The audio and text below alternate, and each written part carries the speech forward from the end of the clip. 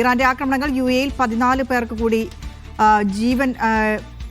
പരുക്കേറ്റതായിട്ടുള്ള റിപ്പോർട്ടുകളാണ് പുറത്തേക്ക് വരുന്നത്. ഇതോടെ പരുക്കേറ്റവരുടെ ആകെ എണ്ണം 217 ഇന്നലെ രാത്രി ഹഫ്ഷാനിൽ കൊല്ലപ്പെട്ട ഈജിപ്ത് സ്വദേശി ഉൾപ്പെടെ മരിച്ചവരുടെ എണ്ണം 13 ഇന്ന് 56 ഡ്രോണുകളെയും 23 മിസൈലുകളെയും നേരിട്ടതായി പ്രതിരോധ മന്ത്രാലയം അറിയിക്കുന്നുണ്ട്.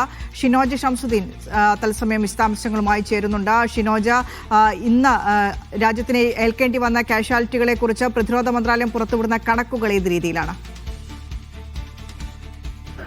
വിനീഷ, ഇന്ന് രാവിലെ ദുബൈയിലെ നിർണായകമായ പല കേന്ദ്രങ്ങളിലേക്കും ഡ്രോണുകൾ എത്തിയിരുന്നു.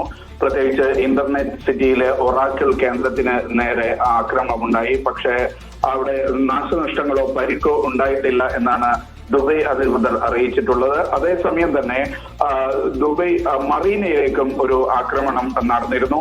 പക്ഷെ അതിനെയും ഫലപ്രദമായി പ്രതിരോധിക്കാൻ കഴിഞ്ഞതായിട്ടാണ് ദുബൈ അധികൃതർ പറഞ്ഞിട്ടുള്ളത്. അവിടെയും പരിക്കുകളൊന്നും റിപ്പോർട്ട് ചെയ്തിട്ടില്ല. അതോടൊപ്പം തന്നെയാണ് ഇപ്പോൾ പ്രതിരോധ മന്ത്രാലയം ഇന്നത്തെ കണക്കുകൾ പുറത്തുവിട്ടത്. ഈ കണക്കുകളിൽ 14 പേർക്ക് കൂടി പരിക്കേറ്റതായി പറയുന്നുണ്ട്.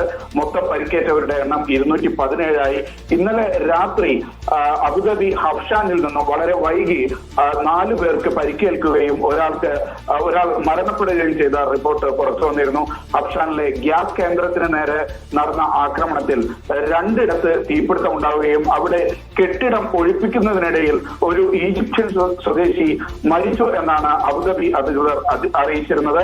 അവിടെ 4 പേർക്ക് പരിക്കേറ്റിരുന്നു. അതിൽ 2 പേർ പാകിസ്ഥാൻ സ്വദേശികളും 2 പേർ മറ്റ് രാജ്യക്കാരുമാണ് എന്നാണ് അറിയിച്ചിട്ടുള്ളത്. ഇന്ന് 56 ഡ്രോണുകളും 23 മിസൈലുകളും നേരിട്ടതായി പ്രതിരോധ മന്ത്രാലയം അറിയിക്കുന്നുണ്ട്. ഷിനോജ ഷംസുദ്ദീനാണ് വിശദാംശങ്ങൾ UAE-യിൽ നിന്നും പങ്കുവച്ചത്.